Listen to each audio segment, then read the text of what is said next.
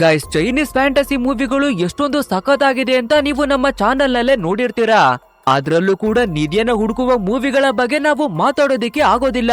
ಆ ಲೆವೆಲ್ಗೆ ಚಿಂದಿ ಚಿತ್ರಾನ್ನವಾಗಿರುತ್ತೆ ಟ್ರೆಜರ್ ಹಂಟಿಂಗ್ ಮೂವಿಗಳು. ಅಂಡ್ ಇವಾಗ ನಾವು ನೋಡೋದಿಕ್ಕೆ ಹೋಗ್ತಾ ಇರುವ ಮೂವಿ ಕೂಡ ಒಂದು ನಿಧಿಯನ್ನ ಹುಡುಕುವಂತಹ ಮೂವಿನೇ.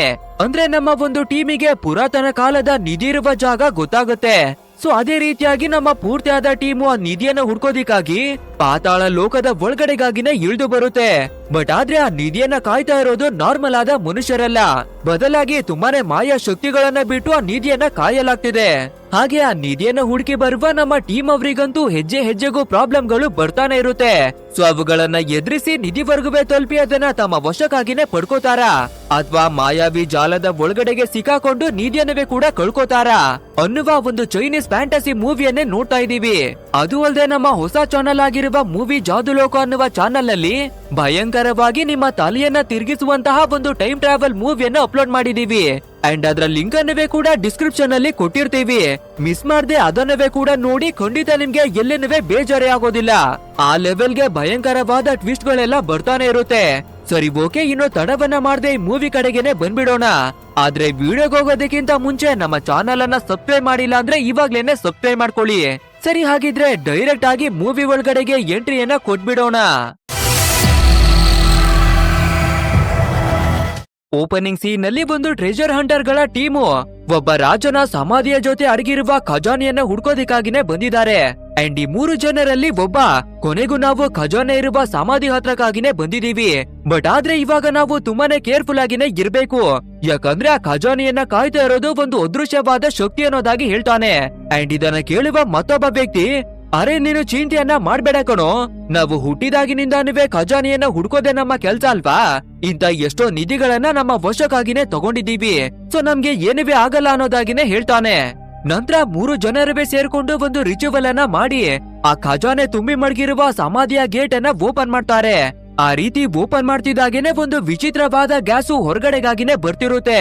ಅದನ್ನ ನೋಡುವ ನಮ್ಮ ಲೀಡರು, ಎಲ್ಲರಿಗೂ ನಿಮ್ಮ ಮೂಗನ್ನ ಮುಚ್ಕೊಂಡ್ಬಿಡಿ, ಇಲ್ಲಾಂದ್ರೆ ಈ ಗ್ಯಾಸು ನಿಮ್ಮನ್ನ ಭ್ರಮೆ ಒಳಗಡೆಗಾಗಿನೇ ಸಿಕ್ಕಾಕ್ಸುತ್ತೆ, ಆ ನಂತರ ನಿಮ್ಮ ಪ್ರಾಣವನ್ನ ತಗೊಂಡ್ಬಿಡುತ್ತೆ ಅನ್ನೋದಾಗಿ ಹೇಳ್ಬೇಕಾದ್ರೆ ಒಬ್ಬ ವ್ಯಕ್ತಿಯಂತೂ ನಿಧಿಯನ್ನ ಪಡ್ಕೊಳ್ಳುವ ಆಸೆಯಿಂದ ಒಳಗಡೆಗಾಗಿನೇ ಬಂದ್ಬಿಡ್ತಾನೆ. ಆ ನಂತರ ಅವನ ಕಣ್ಣಿಗೆ ಒಂದು ಅಮಾನುಷವಾದ ಶಕ್ತಿ ಕಾಣಿಸ್ಕೋಬೇಕಾದ್ರೆ ಹೆದ್ರುಕೊಂಡು ಆ ಜಾಗದಿಂದಾನೇ ಓಡೋಗೋದಿಕ್ಕೆ ನೋಡ್ತಾನೆ. ಬಟ್ ಆದ್ರೆ ಒಂದು ಜಾಗದಲ್ಲಿ ಎಡವಿ ಬಿದ್ದು ಅನ್ಕಾನ್ಶಿಯಸ್ ಆಗ್ಬಿಡ್ತಾನೆ. ಸೊ ನಮ್ಮ ಲೀಡರು ಅವನನ್ನ ಎಚ್ಚರೆ ಮಾಡೋಣ ಅನ್ನೋದಾಗಿ ಬರ್ಬೇಕಾದ್ರೆ ಇನ್ನೊಬ್ಬ ಭ್ರಮೆ ಒಳಗಡೆಗೆ ಸಿಕ್ಕಾಕೊಂಡು ನಿಧಿಯನ್ನ ಪಡ್ಕೊಳ್ಳೋದಿಕ್ಕೆ ಒಳಗಡೆಗಾಗಿನೇ ಓಡ್ಬಿಡ್ತಾನೆ. ನಮ್ಮ ಲೀಡರ್ ಅಂತೂ ಒಳಗಡೆ ಹೋಗ್ಬೇಡ, ಅದೊಂದು ಭ್ರಮೆ ಅನ್ನೋದಾಗಿ ಹೇಳ್ಬೇಕಾದ್ರೆ ಆ ವ್ಯಕ್ತಿ ಇವನ ಮಾತನ್ನ ಕೇಳ್ದೆ ಒಳಗಡೆಗಾಗಿ ಬರ್ಬೇಕಾದ್ರೆ ಈ ಕೊಠಡಿಯ ಒಳಗಡೆ ಪೂರ್ತಿಯಾಗಿ ಚಿನ್ನವೆಲ್ಲ ತುಂಬಿದೆ. ಅದು ಅಲ್ದಿರ ಒಂದು ಚಿನ್ನದಿಂದ ಮಾಡಿರುವ ಪೆಟ್ಟಿಗೆ ಕೂಡ ಕಾಣಿಸುತ್ತೆ. ಸೊ ಡೈರೆಕ್ಟ್ ಆಗಿ ಆ ಪೆಟ್ಟಿಗೆಯನ್ನ ಓಪನ್ ಮಾಡೋದಿಕ್ಕಾಗಿನೇ ಬಂದ್ಬಿಡ್ತಾನೆ. ಇದನ್ನ ನೋಡುವ ನಮ್ಮ ಲೀಡರ್ ಕೂಡ ಹೇಗಾದ್ರೂ ಮಾಡಿ ನಮ್ಮ ಫ್ರೆಂಡ್ ಅನ್ನ ಕಾಪಾಡ್ಕೋಬೇಕು ಅಂತ ಅವನನ್ನ ವಾಪಸ್ಸು ಎಳ್ಕೊಂಡು ಹೋಗೋಣ ಅನ್ನೋದಾಗಿನೇ ಬರ್ತಾನೆ. ಬಟ್ ಆದ್ರೆ ಅಷ್ಟು ಹೊತ್ತಿಗೆ ಆ ಚಿನ್ನದ ಪೆಟ್ಟಿಗೆಯನ್ನ ಓಪನ್ ಅನ್ನ ಮಾಡಿ ಅದ್ರ ಒಳಗಡೆ ಮಡಗಿರುವ ಒಂದು ಮಮ್ಮಿಯ ಡೆಡ್ ಬಾಡಿಯ ಬಾಯಲ್ಲಿ ತುಂಬಾನೇ ವಿಶೇಷವಾದ ಕೆಂಪು ಮಣಿಯನ್ನ ಹೊರಗಡೆಗಾಗಿನೇ ತೆಗೆದ್ಬಿಡ್ತಾನೆ. ಆ ಮಣಿಯನ್ನ ಹೊರಗಡೆ ತೆಗೆದಿದ್ ಕೂಡ್ಲೆ ಆ ಡೆಡ್ ಬಾಡಿ ಕೂಡ ಕಣ್ಣನ್ನ ಬಿಟ್ಬಿಡುತ್ತೆ. ಅಂಡ್ ಇವಾಗ ಆ ವ್ಯಕ್ತಿಗೆ ಸುತ್ತಮುತ್ತ ಚಿನ್ನ ಕಾಣಿಸ್ತಿತ್ತು ಅಲ್ವಾ, ಬಟ್ ಆದ್ರೆ ನಾವು ದೊಡ್ಡದಾದ ಒಂದು ಭ್ರಮೆ ಒಳಗಡೆ ಸಿಕ್ಕಾಕೊಂಡಿದ್ವಿ ಅಂತ ಅರ್ಥವಾಗುತ್ತೆ. ಸರಿ, ಓಕೆ, ಈ ಜಾಗದಿಂದ ಎಸ್ಕೇಪ್ ಆಗಿ ಓಡಿ ಹೋಗ್ಬಿಡೋಣ ಅಂತ ಟ್ರೈ ಮಾಡ್ಬೇಕಾದ್ರೆ ಇದೇ ಟೈಮ್ ನಲ್ಲಿ ಒಂದು ದೊಡ್ಡ ಗಾತ್ರದಲ್ಲಿರುವ ಚೇಳು ಎಚ್ಚರಿಯಾಗುತ್ತೆ. ಅಷ್ಟೇ ಇದನ್ನ ನೋಡಿ ಗಾಬರಿಯಾಗುವ ನಮ್ಮ ಟೀಮು ಎಸ್ಕೇಪ್ ಆಗೋದಿಕ್ಕಾಗಿನೇ ಟ್ರೈ ಮಾಡ್ತಾರೆ. ಬಟ್ ಆದ್ರೆ ಆ ಚೇಳು ಡೈರೆಕ್ಟ್ ಆಗಿ ಅಟ್ಯಾಕ್ ಮಾಡಿ ಇವರ ಕಥೆಯನ್ನ ಮುಗಿಸೋದಿಕ್ಕೆ ನೋಡ್ತಾ ಇದೆ. ಸರಿ, ಓಕೆ, ಇದ್ರ ಜೊತೆ ಫೈಟ್ ಅನ್ನ ಮಾಡೋಣ ಅಂತ ಇವರು ಕೂಡ ಫೈಟಿಗಾಗಿ ನಿಂತ್ಕೋತಾರೆ. ಆದ್ರೆ ಅಷ್ಟೊಂದು ಭಯಂಕರವಾದ ಚೇಳನ್ನ ಇವರ ಕೈಯಲ್ಲಿ ಎದುರಿಸೋದಿಕ್ಕೆ ಆಗಲ್ಲ ಅಲ್ವಾ. ಸೊ ಮೊದಲಿಗೆ ಒಬ್ಬನ ಕಥೆಯನ್ನ ಮುಗಿಸಾಕ್ಬಿಡುತ್ತೆ. ನಂತರ ನಮ್ಮ ಲೀಡರ್ ಅನ್ನವೇ ಕೂಡ ಮುಗಿಸೋಣ ಅನ್ನೋದಾಗಿ ಅಟ್ಯಾಕ್ ಅನ್ನ ಮಾಡುತ್ತೆ. ಅಂಡ್ ಇಲ್ಲಿಗೆ ಸೀನ್ ಅನ್ನ ಕಟ್ ಮಾಡಿ ಒಂದು ಚಿಕ್ಕ ಹಳ್ಳಿಯಲ್ಲಿರುವ ಜ್ಯೋತಿಷ್ಯನನ್ನ ತೋರಿಸ್ತಾರೆ. ಅಂದ್ರೆ ನಾವ್ ಇಲ್ಲಿವರೆಗೂ ಏನನ್ನ ನೋಡಿದ್ವೋ ಇದನ್ನ ಒಂದು ಕಥೆಯ ರೂಪದಲ್ಲಿ ಹಳ್ಳಿಯ ಜನರಿಗೆ ಎಲ್ಲವನ್ನ ಹೇಳ್ತಾ ಇದ್ದಾನೆ. ಸೊ ಇದನ್ನ ಕೇಳಿರುವಂತಹ ಜನರುವೆ ಕೂಡ ಆ ಚೇಳು ಲೀಡರ್ನ ಕಥೆಯನ್ನುವೆ ಕೂಡ ಮುಗಿಸ್ಬಿಡ್ತಾ, ಇಲ್ಲ ಅವನು ಖಜಾನೆಯನ್ನ ಪಡ್ಕೊಂಡು ಅಲ್ಲಿಂದ ಸೇಫ್ ಆಗಿ ಹೊರಗಡೆ ಬಂದ, ಮುಂದೆ ಏನಾಯ್ತು ಹೇಳು ಅನ್ನೋದಾಗಿ ಎಲ್ಲರೂ ಕ್ಯೂರಿಯಸ್ ಆಗಿನೇ ಕೇಳ್ತಾ ಇದ್ದಾರೆ. ಬಟ್ ಆದ್ರೆ ಇದೇ ಟೈಮಿಗೆ ಮೆಡಿಸನ್ ಅನ್ನ ಮಾರುವಂತಹ ಒಬ್ಬ ವ್ಯಕ್ತಿ ಬಂದು ಲೋ ತಮ್ಮ, ನಿನ್ನ ಭವಿಷ್ಯವನ್ನ ಬೇರೆ ಕಡೆಗೆ ಹೋಗಿ ಹೇಳ್ಕೊ. ಇದೇ ಜಾಗದಲ್ಲಿ ಡೈಲಿ ನಾನು ವ್ಯಾಪಾರವನ್ನ ಮಾಡ್ತೀನಿ, ಸೊ ನನ್ನ ಜಾಗವನ್ನ ನನ್ಗೆನೆ ಬಿಟ್ಬಿಡು ಅನ್ನೋದಾಗಿ ಆ ಜ್ಯೋತಿಷ್ಯನನ್ನ ಓಡಿಸ್ತಾನೆ. ಆ ನಂತರ ಇವನ ಹತ್ರ ಇರುವ ಕೆಲವು ಬೆಣಚು ಕಲ್ಲುಗಳನ್ನ ಮಡಗಿ ಅವುಗಳನ್ನ ಮಾರೋದಿಕ್ಕಾಗಿನೇ ಕುಳಿತೋತಾನೆ. ನಂತರ ಒಬ್ಬ ವ್ಯಕ್ತಿ ಬಂದು ಇದು ಏನು ಅಂತ ಕೇಳ್ಬೇಕಾದ್ರೆ, ಈ ಬೆಣಚು ಕಲ್ಲು ಒಂದು ರೀತಿಯಾದ ಔಷಧಿ, ಇದನ್ನ ತಿಂದ್ರೆ ನಿಮ್ಮ ಮೈಯಲ್ಲಿರುವ ರೋಗಗಳು ವ್ಯಾನಿಶ್ ಆಗುತ್ತೆ ಅನ್ನೋದಾಗಿ ಹೇಳ್ತಾನೆ. ಸೊ ಆ ವ್ಯಕ್ತಿ ಕೂಡ ಅದನ್ನ ಪರ್ಚೇಸ್ ಅನ್ನ ಮಾಡಿ ಕೆಲವು ಹಣವನ್ನ ಕೊಡ್ಬೇಕಾದ್ರೆ ಅದ್ರಿಂದ ಫುಡ್ ಬಟ್ಟೆ ಎಲ್ಲವನ್ನ ಪರ್ಚೇಸ್ ಮಾಡ್ತಾನೆ. ಅಂಡ್ ಅದನ್ನೆಲ್ಲ ತಂದು ಒಂದು ಅನಾಥಾಶ್ರಮದಲ್ಲಿರುವ ಮಕ್ಕಳಿಗಾಗಿನೇ ಕೊಡ್ತಾನೆ. ಆಕ್ಚುಯಲ್ ಆಗಿ ಹೇಳ್ಬೇಕು ಅಂದ್ರೆ ಇವನೇ ನಮ್ಮ ಸ್ಟೋರಿಯ ಹೀರೋ. ಅದು ಅಲ್ಲದೆ ಇವನು ಯಾವುದೇ ವ್ಯಾಪಾರಿನೂ ಅಲ್ಲ, ಏನಿವೆ ಅಲ್ಲ. ಈ ರೀತಿ ಬೇರೆ ಬೇರೆ ವೇಷವನ್ನ ಹಾಕೊಂಡು ವ್ಯಾಪಾರವನ್ನ ಮಾಡ್ತಾನೆ. ಯಾಕಂದ್ರೆ ಬರುವ ಹಣದಿಂದ ಅನಾಥ ಮಕ್ಕಳಿಗೆ ಹೆಲ್ಪ್ ಅನ್ನ ಮಾಡೋದಿಕ್ಕಾಗಿ. ಅಂಡ್ ಇದೇ ರೀತಿ ಆ ಮಕ್ಕಳಿಗೆ ಎಲ್ಲಾ ಥಿಂಗ್ಸ್ ಗಳನ್ನ ಕೊಡ್ತಿರ್ಬೇಕಾದ್ರೆ ಈ ಊರಿನ ಲೀಡರ್ ನ ಮಗಳಾಗಿರುವ ಹಾಯ ಅನ್ನುವ ಒಂದು ಲೇಡಿ ಒಂದು ಗ್ಯಾಂಗ್ ಅನ್ನ ಕಟ್ಕೊಂಡು ನಮ್ಮ ಹೀರೋವಿನ ಮೇಲೆ ಅಟ್ಯಾಕ್ ಅನ್ನ ಮಾಡ್ತಾಳೆ. ಯಾಕಂದ್ರೆ ನಮ್ಮ ಹೀರೋ ವೇಷವನ್ನ ಹಾಕೊಂಡು ಡಮ್ಮಿ ಔಷಧಿಯನ್ನ ಮಾಡ್ತಾ ಇದ್ದ ಅಲ್ವಾ, ಆ ವಿಷಯ ಇವಳಿಗೆ ಗೊತ್ತಾಗಿ ಇವನು ಮೋಸವನ್ನ ಮಾಡ್ತಾ ಇದ್ದಾನೆ ಅಂತ ಇವನ ಹತ್ರ ವಾಪಸ್ಸು ಹಣವನ್ನ ಪಡ್ಕೊಳ್ಳೋದಿಕ್ಕಾಗಿನೇ ಬಂದಿದ್ದಾಳೆ. ಇದೇ ಗ್ಯಾಪ್ ಅಲ್ಲಿ ಒಬ್ಳು ಡುಮ್ಮಿ ಆಂಟಿ ನಮ್ಮ ಹೀರೋವನ್ನ ನೋಡಿ, ನಿನ್ನ ತಾಯಿ ಸಾಯುವ ಟೈಮ್ ನಲ್ಲೇ ನೀನು ಕೂಡ ಸತ್ತೋಗ್ಬೇಕಿತ್ತು ಅನ್ನೋದಾಗಿನೇ ಬೈತಾ ಇದ್ದಾರೆ.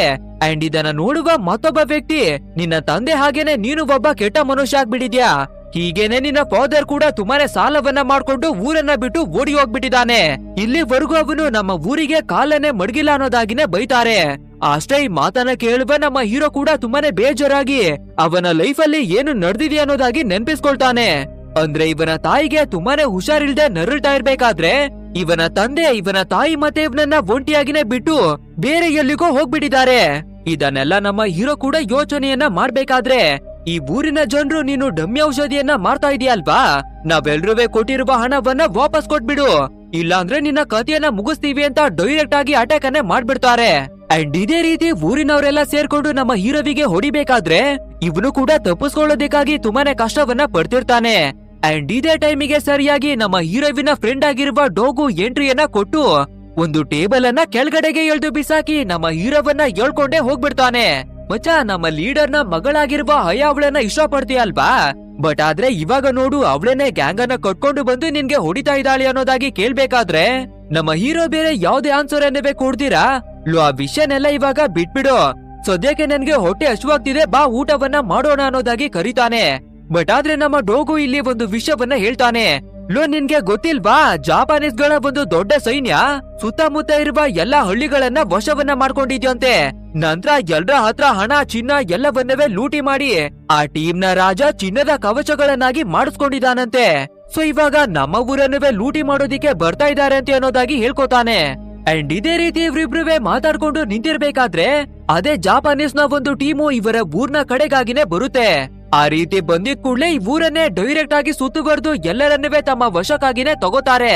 ನಂತರ ಅಲ್ಲಿನ ರಾಜ ಮುಂದಕ್ಕಾಗಿನೇ ಬಂದು, ನೋಡಿ ನಮ್ಗೆ ನಿಧಿಯನ್ನು ಹುಡುಕುವಂತಹ ಟ್ರೆಜರ್ ಹಂಟರ್ ಬೇಕಾಗಿದೆ, ಹಾಗೆ ನಮ್ಮ ಪೂರ್ವಜರು ಕೊಟ್ಟಿರುವ ಅರ್ಧ ನಕ್ಷ ಮಾತ್ರ ನಮ್ಮ ಹತ್ರವಾಗಿನೇ ಉಳಿದಿದೆ, ಅದು ಅಲ್ದಿರ ನಿಧಿಯನ್ನ ಹುಡುಕುವಂತಹ ಒಂದು ಕುಟುಂಬ ಈ ಊರಲ್ಲಿ ಇತ್ತು ಅನ್ನೋದಾಗಿ ಇನ್ಫಾರ್ಮೇಶನ್ ಸಿಕ್ಕಿದೆ.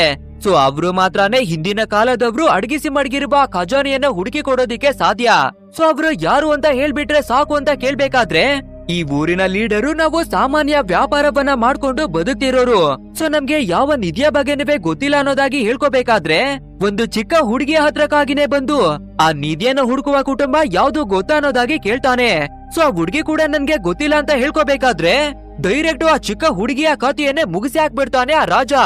ಅಂಡ್ ಇದನ್ನ ನೋಡುವ ಎಲ್ಲರಿಗೂ ಒಂದು ಕ್ಷಣ ಶಾಕ್ ಆದ್ರೂ ಕೂಡ ಚಾಪ್ಲಸ್ ಅನ್ನುವ ಒಬ್ಬ ವ್ಯಕ್ತಿ, ಮಹಾರಾಜ ಆ ನಿಧಿಯನ್ನ ಹುಡುಕುವ ವ್ಯಕ್ತಿ ಯಾರು ಅನ್ನೋದು ನನ್ಗೆ ಗೊತ್ತಿದೆ, ಬಟ್ ಆದ್ರೆ ಅವನು ಯಾವಾಗ ಬರ್ತಾನೋ ಯಾವಾಗ ಹೋಗ್ತಾನೋ ಒಂದುವೇ ಗೊತ್ತಿಲ್ಲ ಅನ್ನೋದಾಗಿ ಹೇಳ್ಕೋಬೇಕಾದ್ರೆ ಆ ರಾಜ ಕೂಡ ವ್ಯಕ್ತಿಯನ್ನ ಎಲ್ಲಿವರೆಗೂ ನೀವು ಕರ್ಕೊಂಡು ಬರೋದಿಲ್ವೋ ಅಲ್ಲಿವರೆಗೂ ಪ್ರತಿದಿನ 5 ಜನರ ಕಥೆಯನ್ನ ಮುಗಿಸ್ತಾನೆ ಹೋಗ್ತೀನಿ ಅನ್ನೋದಾಗಿ ಹೇಳ್ತಾನೆ. ಅಂಡ್ ಎಲ್ಲಾ ವಿಷಯವನ್ನ ನಮ್ಮ ಡೋಗು ಕೂಡ ಒಂದು ಜಾಗದಲ್ಲಿ ಬಚ್ಚಿಟ್ಕೊಂಡು ಎಲ್ಲವನ್ನ ಕೇಳಿಸ್ಕೊತಾನೆ. ನಂತರ ಈ ವಿಷಯವನ್ನ ನಮ್ಮ ಹೀರೋವಿಗೆ ತಿಳ್ಸೋಣ ಅನ್ನೋದಾಗಿನೇ ಓಡಿ ಬರ್ತಾನೆ. ಇನ್ನೊಂದ್ ಕಡೆಯಲ್ಲಿ ನಮ್ಮ ಹೀರೋವನ್ನ ನೋಡ್ಬೇಕಾದ್ರೆ ಅವನ ತಾಯಿಯ ಸಮಾಧಿ ಹತ್ರಕ್ಕಾಗಿನೇ ಬಂದು ಇವನ ಚಿಕ್ಕ ವಯಸ್ಸಿನ ಘಟನೆಯನ್ನ ನೆನಪನ್ನ ಮಾಡ್ಕೊಳ್ತಾನೆ. ಅಂದ್ರೆ ಇವನ ತಾಯಿಗೆ ಹೆಲ್ತ್ ಇಶ್ಯೂ ಆಗ್ಬಿಟ್ಟಿತ್ತು ಅಲ್ವಾ. ಸೊ ಇವನ ತಂದೆ ಇವರನ್ನ ಬಿಟ್ಟು ಹೋಗೋದಿಕ್ಕಾಗಿನೇ ನೋಡಿದ್ದಾರೆ. ಆದ್ರಿಂದ ಬೇಜಾರನ್ನ ಮಾಡ್ಕೊಳ್ಳುವ ಇವನ ಮದರು, ನಾನು ಆ ಬೆಣಚುಕಲ್ಲು ಅನ್ನುವ ಔಷಧಿಯನ್ನ ತಿಂತಾ ಇದ್ದೀನಿ, ಸದ್ಯದಲ್ಲೇ ನಾನು ಹುಷಾರಾಗ್ಬಿಡ್ತೀನಿ, ನೀವು ನಮ್ಮನ್ನ ಬಿಟ್ಟು ಹೋಗ್ಬೇಡಿ ಅನ್ನೋದಾಗಿ ಕೇಳ್ಕೊಂಡಿದ್ದಾರೆ. ಬಟ್ ಆದ್ರೆ ಇವನ ಫಾದರು ಇವರ ಮಾತನ್ನ ಕೇಳ್ದೆ ಆ ಜಾಗದಿಂದಾನೇ ಹೊರಟೋಗ್ಬಿಟ್ಟಿದ್ದಾರೆ. ಅಂಡ್ ಈ ಎಲ್ಲಾ ವಿಷಯವನ್ನ ಮತ್ತೆ ನೆನಪು ಮಾಡ್ಕೊಂಡು ಎಮೋಷನಲ್ ಆಗ್ತಾನೆ. ನಂತರ ನನ್ನ ಹತ್ರ ಯಾವಾಗ ಹೆಚ್ಚು ಹಣ ಬರುತ್ತೋ ಆ ನಂತರ ನಿಮ್ಗೆ ಒಂದು ದೊಡ್ಡ ಸಮಾಧಿಯನ್ನುವೇ ಕಟ್ಟಿಸ್ತೀನಿ ಅನ್ನೋದಾಗಿ ಹೇಳ್ತಾನೆ. ಸೊ ಇದೇ ರೀತಿಯಾಗಿ ಇರ್ಬೇಕಾದ್ರೆ ನಮ್ಮ ಡೋಗು ಕೂಡ ಇಲ್ಲಿಗೆ ಓಡಿ ಬಂದು ಆ ಜಾಪಾನೀಸ್ ರಾಜನ ಬಗ್ಗೆ ಎಲ್ಲಾ ವಿಷಯಗಳನ್ನ ಹೇಳ್ಕೊತಾನೆ. ಅಂಡ್ ಇನ್ನೊಂದ್ ವಿಷಯ ಏನಂದ್ರೆ ನಿಧಿಯನ್ನ ಹುಡುಕುವಂತಹ ಉತ್ತರಾಧಿಕಾರಿ ಬೇರೆ ಯಾರು ಅಲ್ಲ, ನಮ್ಮ ಹೀರೋನೇ. ಅಂಡ್ ಇವಾಗ ನಮ್ಮ ಡೋಗು ಬೇರೆ ಎಲ್ಲಾ ವಿಷಯವನ್ನ ಹೇಳ್ಕೊಂಡಿರೋದ್ರಿಂದ ನನ್ಗಂತೂ ನಿಧಿಯನ್ನ ಹುಡ್ಕೋದ್ರ ಬಗ್ಗೆ ಏನಿವೆ ಗೊತ್ತಿರ್ತಾ ಇಲ್ಲ. ಯಾಕಂದ್ರೆ ನಮ್ಮ ಫಾದರು ಚಿಕ್ಕ ವಯಸ್ಸಿನಲ್ಲೇ ನಮ್ಮನ್ನ ಬಿಟ್ಟು ಹೋಗ್ಬಿಟ್ಟಿದ್ದಾರೆ. ಆದ್ರೂ ಪರವಾಗಿಲ್ಲ, ನಮ್ಮ ಊರವ್ರನ್ನ ನಾನು ಕಾಪಾಡೋದಿಕ್ಕಾಗಿ ನಮ್ಮ ಊರಿನವರ ಹತ್ರಕ್ಕೆ ಹೋಗಿ ಸರೆಂಡರ್ ಆಗ್ಬಿಡ್ತೇನೆ, ಆ ನಂತರ ಬೇಕಿದ್ರೆ ಏನಾಗುತ್ತೋ ನೋಡ್ಕೊಳ್ಳೋಣ ಅನ್ನೋದಾಗಿ ಹೇಳ್ತಾನೆ. ಅಂಡ್ ಇದೇ ರೀತಿ ಇವ್ರು ಮಾತಾಡ್ಕೊಂಡು ನಿಂತಿರ್ಬೇಕಾದ್ರೆ ಆ ರಾಜನ ಕಡೆಯೊಬ್ರು ಬಂದು ನೋಡ್ಬಿಡ್ತಾರೆ. ನೆಕ್ಸ್ಟ್ ಇವ್ರನ್ನ ಹಿಡಿಯೋದಿಕ್ಕಾಗಿ ಇವ್ರನ್ನ ಅಟ್ಟಾಡಿಸಿನೇ ಫಾಲೋ ಮಾಡಿ ಬರ್ತಾರೆ. ಅಂಡ್ ಇದೇ ರೀತಿ ಬರ್ಬೇಕಾದ್ರೆ ನಮ್ಮ ಡೋಗು ಮತ್ತೆ ಹೀರೋ ಇಬ್ಬರೇ ಸೇರ್ಕೊಂಡು ಆ ಸೈನಿಕರಿಗೆ ಕಾಮಿಡಿಯಾಗಿ ಹೊಡೆದು ಅವರ ಕಥೆಯನ್ನ ಮುಗಿಸ್ತಾರೆ. ಆ ನಂತರ ಡೈರೆಕ್ಟ್ ಆಗಿ ಊರಿನವರ ಹತ್ರಕ್ಕಾಗಿನೇ ಬಂದು, ನೋಡಿ ಆ ನಿಧಿಯನ್ನ ಹುಡ್ಕುವಂತಹ ಕುಟುಂಬದವನು ನಾನೇನೆ, ಸೊ ನನ್ನಿಂದ ಮಾತ್ರ ಎಂತ ನಿಧಿಯನ್ನ ಬೇಕಾದ್ರೂ ಓಪನ್ ಮಾಡೋದಿಕ್ಕೆ ಸಾಧ್ಯ. ಇವಾಗೇನು ನಿಮ್ಮ ಊರವ್ರನ್ನ ಕಾಪಾಡೋದಿಕ್ಕೆ ಆ ರಾಜನ ಹತ್ರಕ್ಕಾಗಿ ಹೋಗ್ಬೇಕು ಅಲ್ವಾ, ಸರಿ ಓಕೆ, ನಾನು ನಿಧಿಯನ್ನ ಹುಡ್ಕೋದಿಕ್ಕಾಗಿ ಹೋಗ್ತೀನಿ. ಬಟ್ ಆದ್ರೆ ನನ್ನದೊಂದು ಷರತ್ತಿದೆ, ನಾನು ನಿಧಿಯನ್ನ ಹುಡ್ಕೋದಿಕ್ಕೆ ಹೋಗ್ಬೇಕು ಅಂದ್ರೆ ನೀವು ನನ್ಗೆ 500 ಚಿನ್ನದ ನಾಣ್ಯಗಳನ್ನ ಕೊಡ್ಬೇಕು, ಇಲ್ಲಾಂದ್ರೆ ನಾನ್ ಮಾತ್ರ ಹೋಗಲ್ಲ ಅನ್ನೋದಾಗಿ ಹೇಳ್ಕೋಬೇಕಾದ್ರೆ ಈ ಊರಿನ ಲೀಡರ್ ಕೂಡ ಸರಿ ಓಕೆ ಅನ್ನೋದಾಗಿ ಒಪ್ಕೋತಾರೆ. ಬಟ್ ಆದ್ರೆ ಇಲ್ಲಿ ವಿಷಯ ಏನು ಅಂದ್ರೆ ಆ ಪುರಾತನ ಕಾಲದ ನಿಧಿ ಯಾವ ಜಾಗದಲ್ಲಿ ಇದೆ ಅಂತ ಯಾರಿಗೂ ಗೊತ್ತಿಲ್ಲ. ಆದ್ರಿಂದ ನಮ್ ಹೀರೋ ಈ ಊರಿನವ್ರ ಜೊತೆಯಾಗಿ ಸೇರ್ಕೊಂಡು ಒಂದು ಮಾಸ್ಟರ್ ಪ್ಲಾನ್ ಅನ್ನೇ ಮಾಡ್ತಾನೆ. ಅಂದ್ರೆ ಈ ಊರಿನವ್ರು ಕೂಡ ಒಂದು ಬೆಟ್ಟದ ಒಳಗಡೆ ಪ್ರಾಚೀನ ಕಾಲದ ಖಜಾನೆ ಇದೆ ಅನ್ನೋದಾಗಿ ನಂಬಿಕೆಯನ್ನ ಮಡಗಿದ್ದಾರೆ. ಆದ್ರಿಂದ ಅದೇ ಜಾಗದಲ್ಲಿ ನಿಧಿಯನ್ನ ಹುಡುಕಿ ನೋಡೋಣ ಅನ್ನೋದಾಗಿ ಪ್ಲಾನ್ ಅನ್ನ ಮಾಡ್ತಾನೆ. ಅಂಡ್ ಅದೇ ರೀತಿಯಾಗಿ ನೆಕ್ಸ್ಟ್ ಡೇ ರಾಜನನ್ನವೇ ಕರ್ಕೊಂಡು ಊರಿನವರೆಲ್ಲರೂ ಬರ್ತಾರೆ. ಸೊ ಇವರು ನಿಧಿಯನ್ನ ಹುಡುಕುವಂತಹ ಜಾಗಕ್ಕಾಗಿನೇ ಬಂದು ದೊಡ್ಡದಾಗಿ ವಾಮಾಚಾರವನ್ನ ಮಾಡುವ ಹಾಗೆ ಪೂಜೆಯನ್ನೆಲ್ಲ ಮಡಗಿ ಎಲ್ಲಾ ಕಡೆ ಹೊಗೆಯನ್ನ ತುಂಬಿಸಿ ನಮ್ಮ ಹೀರೋ ಪ್ರಕಟವಾಗುವ ರೀತಿಯಾಗಿನೇ ಕರೆಸ್ತಾರೆ. ನಂತರ ನಮ್ಮ ಹೀರೋ ಕೂಡ ಒಂದು ರಿಚುವಲ್ ಅನ್ನ ಮಾಡಿ ಒಂದು ದೊಡ್ಡ ಕಂಪಾಸ್ ಅನ್ನ ತೆಗೆದು ನಿಧಿರುವ ಬೆಟ್ಟದ ಕಡೆಗಾಗಿನೇ ಬರ್ತಾರೆ. ಸೊ ಫೈನಲಿ ಒಂದು ಜಾಗದ ಹತ್ರಕ್ಕಾಗಿನೇ ಬಂದು, ನೋಡಿ ನಾವು ನಿಧಿರುವ ಜಾಗಕ್ಕಾಗಿನೇ ಬಂದಿದೀವಿ, ಇದ್ರ ಒಳಗಡೆ ಹೋಗ್ಬೇಕು ಅಂದ್ರೆ ನಿಮ್ಮ ಎಲ್ಲಾ ಆಯುಧಗಳನ್ನ ಹೊರಗಡೆಗಾಗಿನೇ ಮಡಬೇಕು. ಒಂದೇ ಒಂದು ಆಯುಧವನ್ನ ಒಳಗಡೆ ತಂದ್ರೂ ಕೂಡ ಅಲ್ಲಿರುವ ದೇವತೆಗಳು ಕೋಪವನ್ನ ಮಾಡ್ಕೋತಾವೆ, ಆದ್ರಿಂದ ಎಲ್ಲವನ್ನ ಇಲ್ಲೇನೆ ಮಡಗಿ ಬನ್ನಿ ಅನ್ನೋದಾಗಿನೇ ಹೇಳ್ತಾನೆ. ಆದ್ರಿಂದ ರಾಜ ಕೂಡ ಸರಿ ಬೋಕಿ ಅನ್ನೋದಾಗಿ ಕೆಲವು ಸೈನಿಕರ ವೆಪನ್ಗಳನ್ನ ಮಾತ್ರವಾಗಿ ಮಡಗಿಸ್ತಾರೆ. ನಂತರ ಕೆಲವು ಸೈನಿಕರ ಹತ್ರವಾಗಿ ಅಸ್ತ್ರಗಳನ್ನ ಮಡಿಕೊಳ್ಳೋದಿಕ್ಕಾಗಿನೇ ಹೇಳ್ತಾನೆ. ಸರಿ ಓಕೆ ಅಂತ ನಮ್ಮ ಹೀರೋ ಕೂಡ ಒಂದು ಕಂಪಾಸ್ ಅನ್ನ ಇಟ್ಕೊಂಡು ಅದು ಯಾವ ಕಡೆಗೆ ಡೈರೆಕ್ಷನ್ ಅನ್ನ ತೋರಿಸುತ್ತೋ ಅದೇ ರೀತಿಯಾಗಿನೇ ಬರ್ತಾರೆ. ನಂತರ ಫೈನಲಿ ಒಂದು ದೊಡ್ಡದಾದ ಗುಹೆ ಒಳಗಡೆಗೆ ಬಂದು ತಲುಪ್ತಾರೆ. ಅಲ್ಲಿ ನೋಡಿದ್ರೆ ಸಾವಿರಾರು ಮೂರ್ತಿಗಳನ್ನ ಕೆತ್ತಿ ಮಡಗಿದ್ದಾರೆ. ಸೊ ಇವ್ರು ಒಳಗಡೆಗೆ ಬಂದಿದ್ ಕೂಡ್ಲೆ ಆ ಗುಹೆಯ ಡೋರು ಆಟೋಮೆಟಿಕ್ ಆಗಿ ಕ್ಲೋಸ್ ಆಗ್ಬಿಡುತ್ತೆ. ಇಲ್ಲಿ ಏನ್ ನಡೀತಾ ಇದೆ ಅಂತ ಎಲ್ಲರಿಗೂ ಕನ್ಫ್ಯೂಷನ್ ಆಗ್ಬೇಕಾದ್ರೆ ಆ ಮೂರ್ತಿಗಳ ತಲೆಯಿಂದ ದೊಡ್ಡ ದೊಡ್ಡ ಹಾವುಗಳು ಹೊರಗಡೆಗಾಗಿನೇ ಬರ್ತಿದಾವೆ. ಅಂಡ್ ಇದನ್ನ ನೋಡುವ ಸೈನಿಕರು ಕತ್ತಿಗಳನ್ನ ತಗೊಂಡು ಹಾವನ್ನ ಸಾಯಿಸೋದಿಕ್ಕಾಗಿನೇ ನೋಡ್ತಾರೆ. ಬಟ್ ಆದ್ರೆ ಆ ಹಾವುಗಳು ದೈತ್ಯಾಕಾರದಲ್ಲಿ ಇರೋದ್ರಿಂದ ಕೆಲವು ಸೈನಿಕರ ಖಾತೆಯನ್ನ ಮುಗಿಸಿ ಆಗ್ತಾವೆ. ಸೊ ಇದೇ ರೀತಿ ಇವ್ರು ಹಾವುಗಳನ್ನ ಎದುರಿಸ್ತಾ ನಿಂತಿರ್ಬೇಕಾದ್ರೆ ಸಡನ್ ಆಗಿ ಅಲ್ಲಿ ನಿಂತಿರುವ ದೊಡ್ಡ ದೊಡ್ಡ ಮೂರ್ತಿಗಳಿಂದ ಬಾಣಗಳು ಎರ್ರ ಬಿರಿಯಾಗಿ ಬಂದು ಈ ಸೈನಿಕರ ಮೇಲೆ ಅಟ್ಯಾಕ್ ಅನ್ನ ಮಾಡ್ತಿದಾವೆ. ನಂತರ ಇವಾಗ್ಲೂ ಕೂಡ ಕೆಲವು ಸೈನಿಕರ ಕತೆ ಮುಗ್ದೋಗುತ್ತೆ. ಬಟ್ ಆದ್ರೆ ನಮ್ಮ ಹೀರೋವಿನ ಊರಿನವ್ರಿಗಂತೂ ಏನಿವೆ ಆಗಿರಲ್ಲ. ಇದನ್ನ ನೋಡುವ ರಾಜ ಕೋಪವನ್ನ ಮಾಡ್ಕೊಂಡು ನಮ್ಮ ಸೈನಿಕರು ಮಾತ್ರ ಏನಕ್ಕೆ ತೀರೋಗ್ತಾ ಇದ್ದಾರೆ ಅನ್ನೋದಾಗಿ ಕೇಳ್ತಾನೆ. ಇದನ್ನ ಕೇಳುವ ನಮ್ಮ ಡೋಗು ಕೂಡ ನಮ್ಮ ಉತ್ತರಾಧಿಕಾರಿ ಹೇಳಿರುವ ಮಾತನ್ನ ಕೇಳಿಲ್ಲ ಅಲ್ವಾ, ಅದಕ್ಕಾಗಿನೇ ಹೀಗಾಗ್ತಿದೆ ಅನುಭವಿಸಿ ಅನ್ನೋದಾಗಿ ಹೇಳ್ತಾನೆ. ಅಂದ್ರೆ ನಮ್ ಹೀರೋ ಎಲ್ಲ ಅಸ್ತ್ರಗಳನ್ನ ಹೊರಗಡೆಗಾಗಿನೇ ಮಡಗಿ, ಇಲ್ಲ ಅಂದ್ರೆ ಒಳಗಡೆ ಇರುವ ದೇವತೆಗಳು ಕೋಪ ಮಾಡ್ಕೋತಾವೆ ಅಂತ ಹೇಳಿದ ಅಲ್ವಾ. ಸೊ ಅದೇ ಕಾರಣದಿಂದ ಇದೆಲ್ಲ ಆಗ್ತಾ ಇದೆ ಅನ್ನೋದಾಗಿನೇ ಹೇಳ್ತಾರೆ. ಇದನ್ನ ಕೇಳುವ ರಾಜ ಕೂಡ ಕೋಪವನ್ನ ಮಾಡ್ಕೊಂಡು ಒಂದು ಕತ್ತಿಯನ್ನ ತೆಗೆದು, ಸರಿ ಓಕೆ ಆಗಿದ್ದು ಆಗೋಗಿದೆ, ಇವಾಗ ಮುಂದಕ್ಕೆ ಹೋಗಿ ನಿಧಿಯನ್ನ ಹುಡ್ಕೋಣ ಬನ್ನಿ ಅನ್ನೋದಾಗಿನೇ ಕರೀತಾನೆ.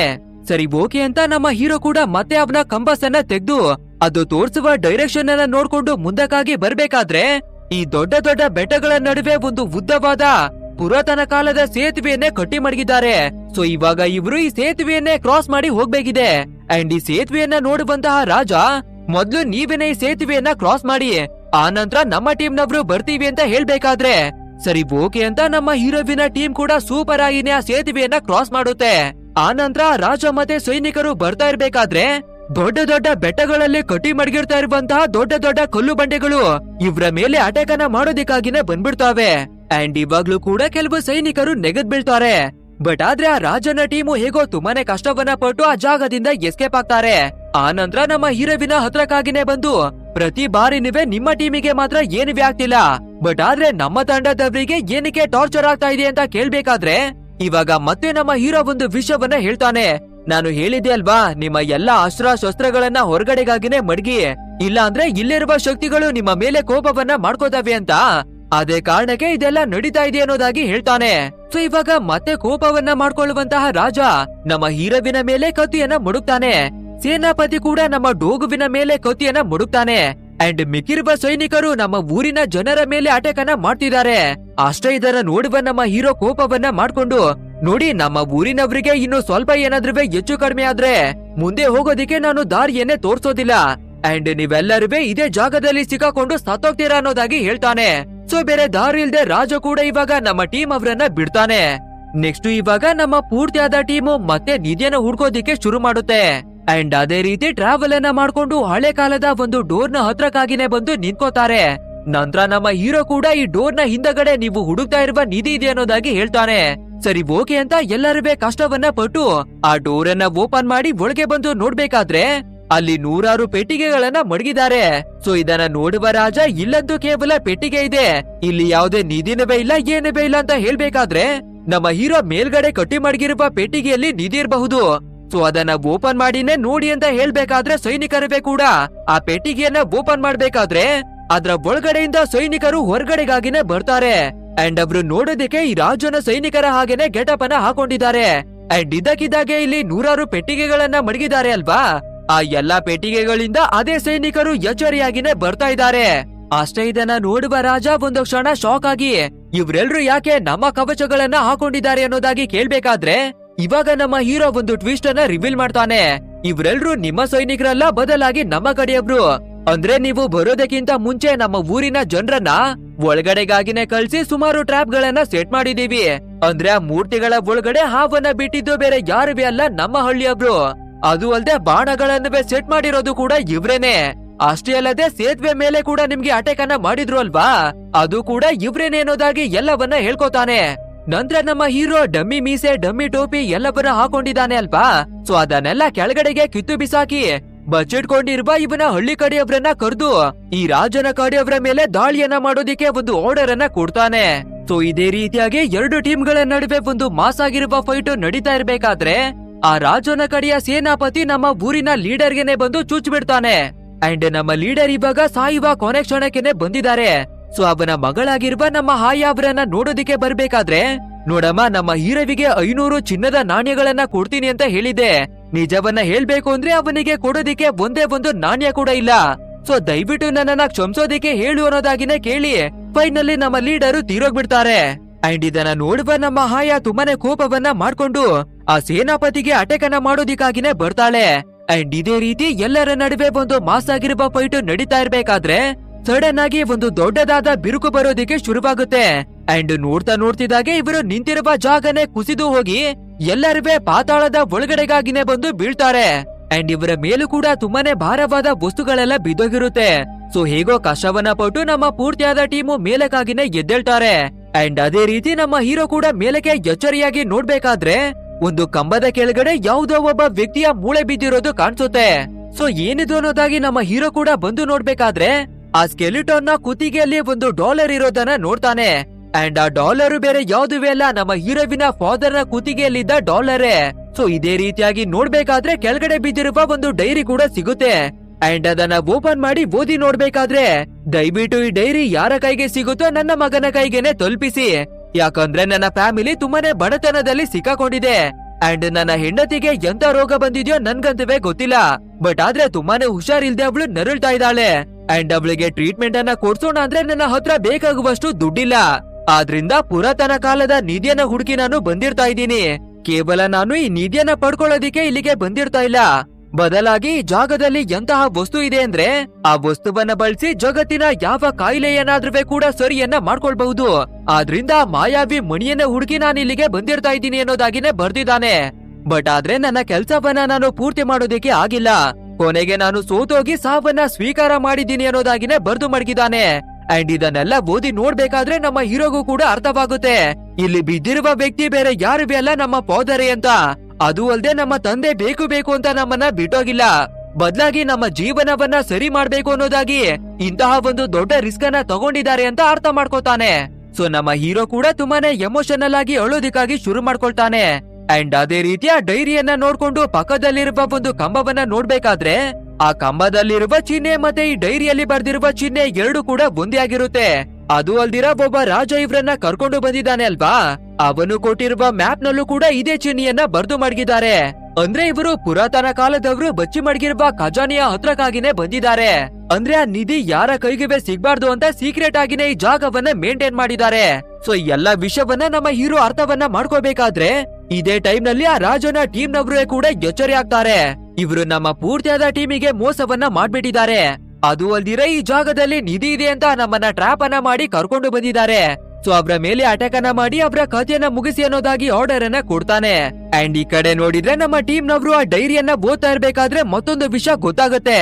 ಇದೊಂದು ಬೆಲೆಯನ್ನೇ ಕಟ್ಟೋದಿಕ್ಕೆ ಆಗದೆ ಇರುವಂತಹ ಅಪಾರವಾದ ನಿಧಿಯಾಗಿರೋದ್ರಿಂದ ದೈತ್ಯಾಕಾರದ ಹಾವು ಮತ್ತೆ ಚೇಳು ಎರಡು ಕೂಡ ಈ ನಿಧಿಯನ್ನ ರಕ್ಷಣೆ ಮಾಡ್ತಿದೆ.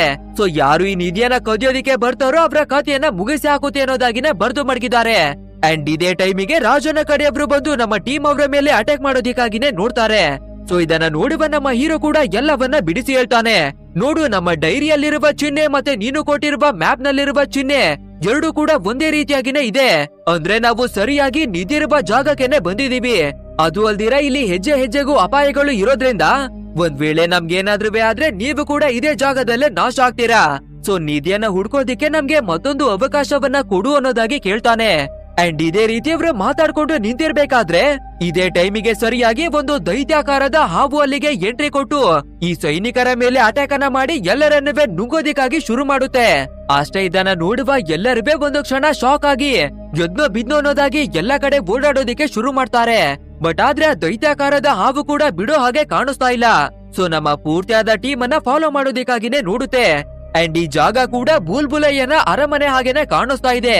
ಯಾಕಂದ್ರೆ ಇವರು ಯಾವ ಜಾಗದಿಂದ ಓಡಿ ಹೋದ್ರೂ ಕೂಡ ಇವರು ಎಲ್ಲಿಂದ ಓಡಿ ಹೋಗಿದ್ರು ಅದೇ ಜಾಗಕ್ಕೆ ಮತ್ತೆ ಬಂದು ನಿಂತ್ಕೋತಾ ಇದ್ದಾರೆ. ಅಷ್ಟೇ ನಮ್ಮ ಪೂರ್ತಿಯಾದ ಟೀಮಿಗೆ ಒಂದು ಕ್ಷಣ ತಲೆನೇ ಕೆಟ್ಟೋಗುತ್ತೆ. ಆದ್ರೂ ಕೂಡ ನಮ್ಮ ಹೀರೋ ಸ್ವಲ್ಪ ಶಾಂತವಾಗಿ ಯೋಚಿಸ್ಬೇಕಾದ್ರೆ ಎದುರುಗಡೆ ಇರುವ ಗೋಡೆಗಳ ಮೇಲೆ ನಮ್ಮ ಹೀರೋವಿನ ಫಾದರ್ ಕೆಲವು ಮಾರ್ಕ್ಗಳನ್ನ ಮಾಡಿ ಮಡಗಿದ್ದಾರೆ. ಅಂಡ್ ಅದನ್ನ ನೋಡಿ ಅರ್ಥವನ್ನ ಮಾಡ್ಕೊಳ್ಳುವ ನಮ್ಮ ಹೀರೋ ಎಲ್ರನ್ನುವೆ ಒಂದು ಡೈರೆಕ್ಷನ್ ಅಲ್ಲಿ ಕರ್ಕೊಂಡು ಒಂದು ಮೈದಾನದ ಒಳಗಡೆಗೆನೆ ಬರ್ತಾನೆ. ಅಂಡ್ ಆ ಹಾವು ಕೂಡ ಇವ್ರನ್ನ ಫಾಲೋವನ್ನ ಮಾಡ್ಕೊಂಡು ಬರ್ಬೇಕಾದ್ರೆ ಆ ಡೋರು ತುಂಬಾನೇ ಚಿಕ್ಕದಾಗಿರೋದ್ರಿಂದ ಅಲ್ಲೇನೆ ಸಿಕ್ಕಾಕೊಂಡ್ಬಿಡುತ್ತೆ. ಅಂಡ್ ಇದನ್ನ ನೋಡುವ ನಮ್ಮ ಹೀರೋ ಕೂಡ ಆ ಹಾವು ಒಳಗಡೆ ಬರೋಷ್ಟರಲ್ಲಿ ನಾವು ಇಲ್ಲಿಂದ ಎಸ್ಕೇಪ್ ಆಗೋದಿಕ್ಕೆ ದಾರಿಯನ್ನ ಹುಡುಕ್ಬೇಕು. ಸೊ ಎಲ್ಲರೂ ನಿಮ್ಮ ತಲೆಯನ್ನ ಓಡಿಸಿ ದಾರಿಯನ್ನ ಹುಡುಕಿ ಅನ್ನೋದಾಗಿನೇ ಹೇಳ್ತಾನೆ. ಬಟ್ ಆದ್ರೆ ಗಾಂಗಾಬರಿ ಆಗಿರುವ ಟೈಮಲ್ಲಿ ಯಾರಿಗೆ ತಾನೇ ತಲೆ ಓಡುತ್ತೆ. ಸೊ ನಮ್ಮ ಹೀರೋನೇ ತುಂಬಾನೇ ಯೋಚನೆಗಳನ್ನ ಮಾಡಿ ಮಧ್ಯದಲ್ಲಿ ನಿಲ್ಲಿಸಿರುವ ಒಂದು ಸ್ಟ್ಯಾಚುವನ್ನ ನೋಡ್ತಾನೆ. ಬಟ್ ಆದ್ರೆ ಆ ಸ್ಟ್ಯಾಚು ಯಾವ ಡೈರೆಕ್ಷನ್ ಕಡೆಗೆ ನಿಂತಿದ್ಯೋ ಅಲ್ಲಿ ಯಾವುದೇ ಡೋರುನುವೆ ಇಲ್ಲ, ಏನುವೆ ಇಲ್ಲ. ಆದ್ರಿಂದ ನಮ್ಮ ಹೀರೋ ಮತ್ತೆ ಡೂಗೋ ಇಬ್ಬರುವೆ ಸೇರ್ಕೊಂಡು ಆ ಮೂರ್ತಿಯನ್ನ ತಿರುಗಿಸಿ ಅದ್ರಲ್ಲಿ ಮಡಗಿರುವ ಒಂದು ಬಟನ್ ಅನ್ನ ಪ್ರೆಸ್ ಮಾಡ್ಬೇಕಾದ್ರೆ ಒಂದು ದೊಡ್ಡದಾದ ಬಾಗಿಲು ಓಪನ್ ಆಗುತ್ತೆ. ಈ ಕಡೆ ನೋಡಿದ್ರೆ ಹಾವು ಕೂಡ ಬಾಗಿಲನ್ನ ಒಡೆದಾಕಿ ಒಳಗಡೆಗಾಗಿನೇ ಬಂದ್ಬಿಡ್ತಾ ಇದೆ. ಸೊ ಇದನ್ನ ನೋಡುವ ನಮ್ಮ ಪೂರ್ತಿಯಾದ ಟೀಮು ಕಷ್ಟವನ್ನ ಪಟ್ಟು ಫೈನಲಿ ಆ ಬಾಗಿಲಿನ ಒಳಗಡೆಗಾಗಿನೇ ಓಡಿ ಬಂದ್ಬಿಡ್ತಾರೆ. ಅಂಡ್ ಆ ಹಾವು ಕೂಡ ಕೊನೆ ಕ್ಷಣದಲ್ಲಿ ನಮ್ಮ ಟೀಮ್ ಅವರ ಮೇಲೆ ಅಟ್ಯಾಕ್ ಮಾಡೋದಿಕ್ಕೆ ಬಂದ್ಬಿಡುತ್ತೆ. ಬಟ್ ಆದ್ರೆ ಸರಿಯಾದ ಟೈಮಿಗೆ ಆ ಡೋರ್ ಅನ್ನ ಕ್ಲೋಸ್ ಮಾಡಿ ಆ ಹಾವಿನ ಕಥೆಯನ್ನ ಅಲ್ಲಿಗೆನೆ ಮುಗಿಸಿ ಹಾಕ್ತಾರೆ. ನಂತರ ನಮ್ಮ ಪೂರ್ತಿಯಾದ ಟೀಮು ಆ ಬಾಗಿಲಿನ ಮುಖಾಂತರ ಹೊರಗಡೆಗೆ ಬರ್ಬೇಕಾದ್ರೆ ಮತ್ತೆ ಒಂದು ದೊಡ್ಡ ಮೈದಾನದ ಒಳಗಡೆಗಾಗಿನೇ ಬರ್ತಾರೆ.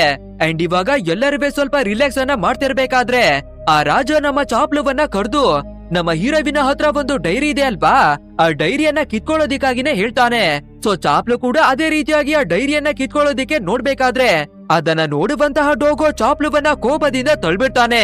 ಸೊ ಚಾಪ್ಲು ಕೂಡ ಹಿಂದಕ್ಕೆ ಬಂದು ಬೀಳ್ಬೇಕಾದ್ರೆ ಬೈ ಮಿಸ್ ಆಗಿ ಅವನ ಕಾಲು ಒಂದು ಕಲ್ಲಿನ ಮೇಲ್ಗಡೆಗಾಗಿನೇ ಮುಡುಗ್ತಾನೆ.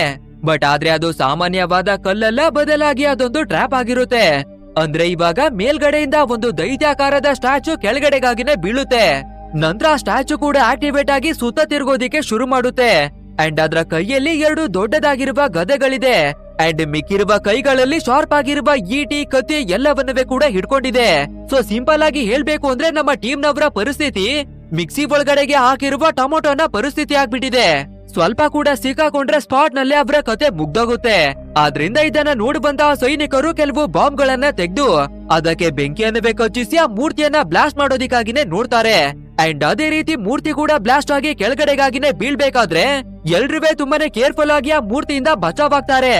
ಆದ್ರೆ ಆ ಮೂರ್ತಿ ಎಷ್ಟೊಂದು ಭಾರ ಇದೆ ಅಂದ್ರೆ ಮತ್ತೆ ಇವರು ನಿಂತಿರುವ ಭೂಮಿನೇ ಬಿರುಕನ್ನ ಬಿಟ್ಟು ಆ ಜಾಗನೇ ಕುಸಿದು ನಮ್ಮ ಟೀಮ್ ಅವರು ಕೂಡ ಪಾತಾಳದ ಒಳಗಡೆಗಾಗಿನೇ ಮತ್ತೆ ಬೀಳ್ತಾರೆ. ಅಂಡ್ ಈ ರೀತಿ ಬೀಳ್ಬೇಕಾದ್ರೆ ಈ ಬಾರಿ ನಮ್ಮ ಡೋಗೋಗೆ ತುಂಬಾನೇ ಡ್ಯಾಮೇಜ್ ಗಳು ಆಗ್ಬಿಟ್ಟಿದೆ. ಸೊ ಫೈನಲಿ ಅವನು ಸಾಯುವ ಸಿಚುವೇಶನ್ ಗೆನೆ ಬಂದ್ಬಿಟ್ಟಿದ್ದಾನೆ. ನಮ್ಮ ಡೋಗೋ ಕೊನೆಯದಾಗಿ ನಮ್ಮ ಹೀರೋವಿಗೆ ಒಂದು ವಿಷಯವನ್ನ ಹೇಳ್ತಾನೆ, ನನ್ನ ಕಥೆಯೊಂದು ಇಲ್ಲಿಗೆ ಮುಗ್ದೋಯ್ತು, ಅಟ್ಲೀಸ್ಟ್ ನಿನ್ನ ಪ್ರಾಣವನ್ನಾದ್ರೂ ಕಾಪಾಡ್ಕೊನೋದಾಗಿನೇ ಹೇಳಿ ಫೈನಲಿ ನಮ್ಮ ಡೋಗೋ ಅಲ್ಲೇನೆ ತಿರೋಗ್ಬಿಡ್ತಾನೆ. ಅಂಡ್ ಇದನ್ನೆಲ್ಲ ನೋಡುವ ರಾಜ ಮತ್ತೆ ಕೋಪವನ್ನ ಮಾಡ್ಕೊಂಡು ಇವ್ರು ಖಂಡಿತ ನಮ್ಗೆ ಮೋಸವನ್ನ ಮಾಡ್ತಾ ಇದ್ದಾರೆ, ಇವರ ಕಥೆಯನ್ನ ಮುಗಿಸ್ಬಿಡೋಣ ಅನ್ನೋದಾಗಿ ನಮ್ಮ ಟೀಮ್ ಅವರ ಮೇಲೆ ಅಟ್ಯಾಕ್ ಮಾಡೋದಿಕ್ಕೇನೆ ಬರ್ತಾನೆ. ಬಟ್ ಆದ್ರೆ ಈ ಬಾರಿ ನಮ್ಮ ಹೀರೋ ಕೂಡ ತುಂಬಾನೇ ಸ್ಟ್ರಿಕ್ಟ್ ಆಗಿ, ನೋಡು ನಿನ್ಗೆ ನಿಧಿ ತಾನೇ ಬೇಕಿರೋದು, ಆ ನಿಧಿಯನ್ನ ನಾನು ಹುಡಿಕೊಡ್ತೀನಿ, ನನ್ಗೆ ಆ ನಿಧಿಗಿಂತ ನನ್ನವರ ಪ್ರಾಣನೇ ಮುಖ್ಯ ಅನ್ನೋದಾಗಿನೇ ಹೇಳಿ ಅವನ ಡೈರಿ ಮತ್ತೆ ಕಂಪಾಸ್ ಅನ್ನ ಮತ್ತೆ ಎತ್ಕೊಂಡು ಆ ನಿಧಿ ಯಾವ ಜಾಗದಲ್ಲಿ ಇದೆ ಅನ್ನೋದಾಗಿ ಹುಡ್ಕೋದಿಕ್ಕೆ ಶುರು ಮಾಡ್ತಾನೆ. ಸೊ ಆ ಡೈರೆಕ್ಷನ್ ಗಳನ್ನ ಫಾಲೋ ಮಾಡ್ಕೊಂಡು ಫೈನಲಿ ಆ ನಿಧಿ ಇರುವ ಜಾಗಕ್ಕಾಗಿನೇ ಬರ್ತಾರೆ. ಅಂಡ್ ಇವಾಗ ನಮ್ಮ ಹೀರೋ ಮತ್ತೊಂದು ವಿಷಯವನ್ನ ಹೇಳ್ತಾನೆ, ನಮ್ಮ ತಂದೆಯವರು ಬರ್ದಿರುವ ಡೈರಿಯಲ್ಲಿ ಈ ಗೇಟ್ ಅನ್ನ ಓಪನ್ ಮಾಡಿದ ಕೂಡ್ಲೆ ಭ್ರಮೆಯನ್ನು ಹುಟ್ಟಿಸುವಂತಹ ಒಂದು ಗ್ಯಾಸು ಹೊರಗಡೆಗೆ ಬರುತ್ತೆ, ಆದ್ರಿಂದ ಭ್ರಮೆಯಲ್ಲಿ ಸಿಲ್ಕಿ ಒಳಗಡೆಗಾಗಿ ಓಡ್ಬಿಡ್ಬೇಡಿ, ಸೊ ನಿಮ್ಮನ್ನ ನೀವು ಕಂಟ್ರೋಲ್ ನಲ್ಲಿ ಮಡಿಕೊಳ್ಳಿ ಅನ್ನೋದಾಗಿನೇ ಹೇಳ್ತಾನೆ. ಆದ್ರೆ ರಾಜ ಇದನ್ನೆಲ್ಲ ಕೇಳೋದಿಕ್ಕೆ ರೆಡಿ ಇಲ್ಲ ಅಲ್ವಾ. ಸೊ ಆ ಗೇಟ್ ಅನ್ನ ಓಪನ್ ಮಾಡೋದಿಕ್ಕಾಗಿ ಹೇಳ್ಬೇಕಾದ್ರೆ ನಮ್ಮ ಹೀರೋ ಕೂಡ ಒಂದು ಸರ್ಕಲ್ ಅನ್ನ ತಿರುಗಿಸಿ ಆ ಗೇಟ್ ಅನ್ನ ಓಪನ್ ಮಾಡ್ತಾನೆ. ಅಂಡ್ ಓಪನ್ ಮಾಡ್ತಿದ್ದಾಗೇನೆ ಒಳಗಡೆಯಿಂದ ಒಂದು ಗ್ಯಾಸು ಹೊರಗಡೆಗೆ ಬರ್ಬೇಕಾದ್ರೆ ನಮ್ಮ ಹೀರೋ ಮತ್ತೆ ಹಾಯಾ ಅವರ ಮೂಗನ್ನ ಮುಚ್ಕೋತಾರೆ. ಬಟ್ ಆದ್ರೆ ಈ ರಾಜ ಮತ್ತೆ ಸೈನಿಕರು ಆ ಭ್ರಮೆ ಒಳಗಡೆಗೆ ಸಿಲುಕಿ ನಿಧಿಯನ್ನ ನೋಡುವ ಆಸೆಗೆ ಒಳಗಡೆಗಾಗಿನೇ ಓಡಿ ಬಂದ್ಬಿಡ್ತಾರೆ. ಅಂಡ್ ಅವರ ಕಣ್ಣಿಗೆ ಎಲ್ಲಿ ನೋಡಿದ್ರೆ ಬರೀ ನಿಧಿನೇ ಕಾಣಿಸ್ತಿರುತ್ತೆ. ನಮ್ಮ ಹೀರೋ ಅಂತೂ ಅದು ನಿಧಿಯೆಲ್ಲ ಹೊರಗಡೆಗಾಗಿನೇ ಬನ್ನಿ ಅಂತ ಕರಿಬೇಕಾದ್ರೆ ಇವರು ಭ್ರಮೆ ಒಳಗಡೆ ಸಿಲುಕಿ ತೇಲಾಡ್ತಾ ಇದ್ದಾರೆ ಅಲ್ವಾ. ಸೊ ಇವರ ಕೈಗೆ ಸಿಗುವ ಎಲ್ಲಾ ನಿಧಿಯನ್ನ ಎತ್ತಿ ಮಡಿಕೊಳ್ಳೋದಿಕ್ಕಾಗಿ ಟ್ರೈ ಮಾಡ್ತಾ ಇದ್ದಾರೆ. ಇದನ್ನ ನೋಡುವ ನಮ್ಮ ಹೀರೋ ಇವನ ಊರವರನ್ನ ಕಾಪಾಡ್ಕೊಳ್ಳೋದಿಕ್ಕಾಗಿ ಬೇರೆ ದಾರಿ ಇಲ್ದೆ ಅವರನ್ನ ವಾಪಸ್ಸು ಕರ್ಕೊಂಡು ಹೋಗೋಣ ಅಂತ ಒಳಗಡೆಗಾಗಿನೇ ಬರ್ತಾನೆ. ಅಲ್ಲಿ ಬಂದು ನೋಡಿದ್ರೆ ಎಲ್ಲರೂ ಭ್ರಮೆ ಒಳಗಡೆಗೆ ಸಿಕ್ಕಾಕೊಂಡು ಅಲ್ಲಿ ನಿಧಿ ಇಲ್ಲ ಅಂದ್ರವೇ ಕೂಡ ಎಲ್ಲವನ್ನ ಎತ್ಕೊಳ್ಳೋದಿಕ್ಕಾಗಿ ನೋಡ್ತಾ ಇದ್ದಾರೆ. ಹಾಗೆ ಇದೇ ರೀತಿಯಾಗಿ ನೋಡ್ಬೇಕಾದ್ರೆ ಕೆಲವರಂತೂ ಬಿಳಿ ಕಲ್ಲುಗಳನ್ನ ಎತ್ತಿ ತಿನ್ನೋದಿಕ್ಕಾಗಿ ನೋಡ್ತಾ ಇದ್ದಾರೆ. ಅಂದ್ರೆ ಅವುಗಳನ್ನ ತಿಂದ್ರೆ ಇವರಿಗೂ ಕೂಡ ಮಾಯಾವಿ ಶಕ್ತಿ ಸಿಗುತ್ತೆ ಅನ್ನೋದಾಗಿನೇ ತಿಂತಾ ಇದ್ದಾರೆ. ಸೊ ಅದು ಯಾವ ಕಲ್ಲು ಅಂತ ನಮ್ಮ ಹೀರೋ ಬಂದು ನೋಡ್ಬೇಕಾದ್ರೆ ಅದು ಬೇರೆ ಯಾವುದೇ ಅಲ್ಲ, ಬೆಣಚು ಕಲ್ಲು. ಅಂದ್ರೆ ಇವನ ತಾಯಿ ತೀರೋಗ್ಬೇಕಾದ್ರೆ ಈ ಕಲ್ಲುಗಳನ್ನ ತಿಂತಾ ಇದ್ರು ಅಲ್ವಾ. ಅಂಡ್ ಇದನ್ನ ತಿಂದು ನಾನು ಸರಿ ಹೋಗ್ಬಿಡ್ತೀನಿ ಅಂತ ಮಾತಾಡ್ತಿದ್ರು ಅಲ್ವಾ. ಆದ್ರೆ ಅವರು ತಿಂತಾ ಇದ್ದದ್ದು ನಾರ್ಮಲ್ ಆದ ಔಷಧಿ ಅಲ್ಲ, ಬದಲಾಗಿ ಪ್ರಾಣವನ್ನ ತೆಗೆಯುವಂತಹ ವಿಷಕಾರಿಯಾದಂತಹ ವಸ್ತುವನ್ನ. ಸೊ ಇವಾಗ ಇಲ್ಲಿ ಕೂಡ ಅದನ್ನ ತಿನ್ನೋರೆಲ್ಲ ತೀರೋಗ್ಬಿಡ್ತಾರೆ. ಅಂಡ್ ಇವಾಗ ನಮ್ಮ ಹೀರೋ ಕೂಡ ಶಾಕ್ ಆಗಿ ಅದನ್ನ ನೋಡ್ತಿರ್ಬೇಕಾದ್ರೆ ಈ ಕಡೆ ರಾಜನ ಗ್ಯಾಂಗ್ ನವರು ಚಿನ್ನದ ಪೇಟಿಗೆಯನ್ನ ಓಪನ್ ಮಾಡಿ ಅದ್ರ ಒಳಗಡೆ ಮಡಗಿರುವ ಮಮ್ಮಿಯ ಬಾಯಲ್ಲಿ ಒಂದು ಮಣಿ ಇದೆ ಅಲ್ವಾ. ಸೊ ಆ ಮಾಯಾವಿ ಕೆಂಪು ಮಣಿಯನ್ನ ಹೊರಗಡೆಗಾಗಿನೇ ತೆಗ್ದು ಫೈನಲಿ ಮಾಯಾವಿ ಮಣಿಯನ್ನ ನನ್ನ ವಶಕ್ಕೆನೆ ಪಡ್ಕೊಂಡಿದ್ದೀನಿ. ಅಂಡ್ ಇವಾಗ ಈ ಜಗತ್ತಿನಲ್ಲೇ ಶಕ್ತಿಶಾಲಿ ನಾನೇನೆ ಅನ್ನೋದಾಗಿನೇ ಹೇಳ್ತಿರ್ತಾನೆ. ಬಟ್ ಆದ್ರೆ ಆ ಡೆಡ್ ಬಾಡಿ ಇವಾಗ ಕಣ್ಣನ್ನ ಬಿಡ್ಬೇಕಾದ್ರೆ ಹಿಂದೆ ಇರುವ ಭಯಂಕರವಾದ ಚೇಳು ಮತ್ತೆ ಎಚ್ಚರವಾಗುತ್ತೆ. ಅಂಡ್ ಇದನ್ನ ನೋಡುವಂತಹ ನಮ್ಮ ಹೀರೋ ಒಂದು ಕ್ಷಣ ಶಾಕ್ ಆಗಿ ನಮ್ಮ ಪೂರ್ತಿಯಾದ ಟೀಮ್ ಅನ್ನ ಹೊರಗಡೆಗಾಗಿನೇ ಕರ್ಕೊಂಡು ಬರ್ತಾನೆ. ಬಟ್ ಆದ್ರೆ ಆ ರಾಜ ಮತ್ತೆ ಸೇನಾಪತಿ ಆ ಮಣಿಗಾಗಿ ಇನ್ನವೇ ಕಿತ್ತಾಡ್ತಾ ಇದ್ದಾರೆ. ಸೊ ಹೇಗಾದ್ರೂ ಮಾಡಿ ಅವರನ್ನುವೇ ಕೂಡ ಕಾಪಾಡ್ಕೊಂಡು ಬರ್ತೀನಿ ಅಂತ ನಮ್ಮ ಹೀರೋ ಎಲ್ಲರನ್ನುವೇ ಹೊರಗಡೆಗಾಗಿನೇ ಕಳ್ಸಿ ಆ ಡೋರ್ ಅನ್ನ ವಾಪಸ್ಸು ಲಾಕ್ ಅನ್ನ ಮಾಡ್ಕೋತಾನೆ. ನಂತರ ಒಂದು ಕತ್ತಿಯನ್ನ ತಂದು ಆ ಚೇಳಿನ ಜೊತೆ ಫೈಟ್ ಮಾಡೋದಿಕ್ಕಾಗಿ ನಿಂತ್ಕೋತಾನೆ. ಸೊ ಇವಾಗ ಚೇಳು ಮತ್ತೆ ನಮ್ಮ ಹೀರೋವಿನ ನಡುವೆ ಮಾಸ್ ಆಗಿರುವ ಫೈಟ್ ನಡೆಯುತ್ತೆ. ಅಂಡ್ ನಮ್ಮ ಹೀರೋಗೆ ಕೂಡ ತುಂಬಾನೇ ಡ್ಯಾಮೇಜ್ ಗಳು ಆಗುತ್ತೆ. ಆದ್ರೂ ಕೂಡ ನಾವು ಸೋಲನ್ನ ಒಪ್ಕೋಬಾರ್ದು ಅಂತ ಕತ್ತಿಯನ್ನ ಎತ್ಕೊಂಡು ಡೈರೆಕ್ಟ್ ಆಗಿ ಆ ಚೇಳಿನ ಮೇಲ್ಗಡೆಗಾಗಿನೇ ಹಾರಿ ಅದ್ರ ತಲೆಯ ಮೇಲ್ಗಡೆಗಾಗಿನೇ ಚೂಚಿ ಅದ್ರ ಖಾತೆಯನ್ನ ಮುಗಿಸ್ತಾನೆ. ಈ ಕಡೆ ನೋಡಿದ್ರೆ ಆ ಸೇನಾಪತಿ ಮತ್ತೆ ರಾಜ ಇನ್ನವ್ಯ ಮಣಿಗೋಸ್ಕರ ಕಿತ್ತಾಡ್ತಾ ಇದ್ದಾರೆ. ಸೊ ಆ ರೀತಿ ಕಿತ್ತಾಡ್ಬೇಕಾದ್ರೆ ಫೈನಲಿ ಆ ಮಣಿ ಕೂಡ ಒಡ್ದೋಗಿ ಕೆಳಗಡೆಗೆನೆ ಬಿದ್ದೋಗುತ್ತೆ. ಅಂಡ್ ಅದ್ರಿಂದ ವಿಷಕಾರಿಯಾದ ಗ್ಯಾಸು ಹೊರಗಡೆಗಾಗಿ ರಿಲೀಸ್ ಆಗ್ಬೇಕಾದ್ರೆ ಸೇನಾಪತಿ ಮತ್ತೆ ರಾಜ ಇಬ್ಬರಿವೇ ಸಾಯುವ ಸಿಚುವೇಶನ್ ಗೆನೆ ಬಂದ್ಬಿಡ್ತಾರೆ. ಆದ್ರೂ ಕೂಡ ಈ ರಾಜ ಕೋಪವನ್ನ ಮಾಡ್ಕೊಂಡು ಒಂದು ಕತ್ತಿಯನ್ನ ತೆಗೆದು ನಮ್ಮ ಹೀರೋವಿನ ಭುಜಕ್ಕಾಗಿನೇ ಚುಚ್ಚು ಬಿಡ್ತಾನೆ. ನೆಕ್ಸ್ಟ್ ನಮ್ಮ ಹೀರೋ ಕೂಡ ಅವನ ಎಲ್ಲಾ ಶಕ್ತಿಯನ್ನ ಒಟ್ಟಿಗೆ ಸೇರಿಸಿ ಅದೇ ಕತ್ತಿಯನ್ನ ಕಿತ್ಕೊಂಡು ಮತ್ತೆ ಆ ರಾಜನಿಗೆನೆ ಚುಚ್ಚಿ ಅವನ ಕತ್ತಿಯನ್ನ ಮುಗಿಸ್ತಾನೆ. ಅಂಡ್ ಇವಾಗ ಬೇರೆ ಆ ಮಹಾಶಕ್ತಿ ಆಗಿರುವ ಕೆಂಪು ಮಣಿಯನ್ನ ಹೊಡ್ದಾಕಿರೋದ್ರಿಂದ ಈ ಸಂಪೂರ್ಣವಾದ ಜಾಗನೇ ಧ್ವಂಸವಾಗೋದಿಕ್ಕೆ ಶುರುವಾಗ್ಬಿಟ್ಟಿದೆ. ಸೊ ಇವಾಗ ನಮ್ ಹೀರೋ ಕೂಡ ನಮ್ಮ ಹತ್ರ ಹೆಚ್ಚು ಸಮಯ ಇಲ್ಲ ಅಂತ ಹೇಗಿದ್ರು ಆ ರಾಜನೇ ಕಿರೀಟ ಮತ್ತೆ ಕವಚವನ್ನ ಚಿನ್ನದಿಂದ ಮಾಡ್ಸಿದಾನೆ ಅಲ್ವಾ. ಸೊ ಆ ಎರಡನ್ನುವೆ ಎತ್ಕೊಂಡು ನಮ್ಮ ಟೀಮ್ ಅವರ ಹತ್ರಕ್ಕಾಗಿನೇ ಓಡಿ ಬರ್ತಾನೆ. ಅಂಡ್ ಫೈನಲಿ ನಮ್ಮ ಪೂರ್ತಿಯಾದ ಟೀಮು ಕಷ್ಟವನ್ನ ಪಟ್ಟು ಹೊರಗಡೆಗಾಗಿನೇ ಬಂದು ಎಲ್ರೂ ಸೇಫ್ ಆಗಿನೇ ಬದುಕುಳಿತಾರೆ. ಆ ನಂತರ ನಮ್ಮ ಹೀರೋ ಚಿನ್ನದ ಕವಚಗಳನ್ನ ತೋರಿಸಿ ಇವುಗಳನ್ನ ಮಾರಿ ನಮ್ಮ ಊರಿನಲ್ಲಿ ಯಾವ್ಯಾವ ಪ್ರಾಬ್ಲಮ್ ಇದೆ ಎಲ್ಲವನ್ನ ಸರಿ ಮಾಡ್ಕೊಳ್ಳಿ ಅನ್ನೋದಾಗಿ ಕೊಡ್ತಾನೆ. ಅಂಡ್ ಊರಿನವರು ಕೂಡ ಅದೇ ರೀತಿಯಾಗಿನೇ ಮಾಡ್ಬೇಕಾದ್ರೆ ಈ ಊರಿನ ಎಲ್ಲರಿಗೂ ಕೂಡ ಬಡತನದಲ್ಲಿದ್ರು ಅಲ್ವಾ. ಸೊ ಇವಾಗ ಯಾರಿಗೂ ಕೂಡ ಬಡತನ ಅನ್ನೋದೇ ಇರೋದಿಲ್ಲ, ಆ ರೀತಿ ಬದಲಾಗ್ತಾರೆ. ಆ ನಂತರ ಸ್ವಲ್ಪ ದಿನಗಳಾಗಿ ನಮ್ಗೆ ತೋರಿಸ್ಬೇಕಾದ್ರೆ ನಮ್ಮ ಹೀರೋ ಅನಾಥಾಶ್ರಮದ ಮಕ್ಕಳಿಗೆ ಒಂದು ಸ್ಕೂಲ್ ಅನ್ನ ಓಪನ್ ಮಾಡ್ಬೇಕು ಅನ್ನುವ ಕನಸನ್ನ ಮಡಗಿರ್ತಾನೆ. ಸೊ ಅದೇ ರೀತಿಯಾಗಿ ಒಂದು ಸ್ಕೂಲ್ ಅನ್ನವೇ ಕೂಡ ಕಟ್ಟಿಸ್ತಾನೆ. ಆ ನಂತರ ನಮ್ಮ ಹಯಾವ್ಳನ್ನ ಮದುವೆಯಾಗಿ ನೆಮ್ಮದಿಯಾದ ಲೈಫ್ ಅನ್ನ ಜೀವಿಸ್ತಾನೆ. ಅಂಡ್ ಇಲ್ಲಿಗೆ ನಮ್ಮ ಇವತ್ತಿನ ಮೂವಿ ಕೂಡ ಎಂಡ್ ಆಗುತ್ತೆ. ಗೈಸ್, ಈ ಮೂವಿ ಹೇಗಿತ್ತು ಅಂತ ತಪ್ಪದೆ ನಮ್ಗೆ ಕಮೆಂಟ್ ಮೂಲಕ ತಿಳಿಸಿ. ಹಾಗೆ ವಿಡಿಯೋವೇನಾದ್ರೂ ಇಷ್ಟವಾಗಿರ್ತಾ ಇದ್ರೆ ಒಂದು ಲೈಕ್ ಅನ್ನ ಕೊಟ್ಟು ಮರೆಯದೆ ನಮ್ಮ ಚಾನೆಲ್ ಅನ್ನ ಸಬ್ಸ್ಕ್ರೈಬ್ ಅನ್ನ ಮಾಡ್ಕೊಳ್ಳಿ. ಸರಿ, ಓಕೆ, ಮುಂದಿನ ಒಂದು ಅದ್ಭುತವಾದ ವಿಡಿಯೋದಲ್ಲಿ ಭೇಟಿಯಾಗೋಣ. So thanks for watching guys and take care of your self.